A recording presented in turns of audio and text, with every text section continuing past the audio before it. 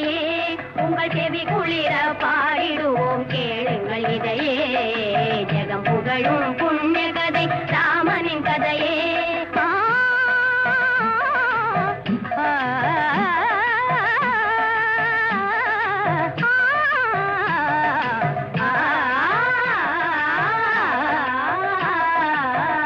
இகபர சுகமெல்லாம் அடைந்திடலாமே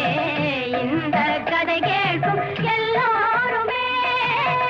இனிக்குது நாவெல்லாம் உரைத்திடும் போதிலே இனிக்குது நாவெல்லாம் உரைத்திடும் போதிலே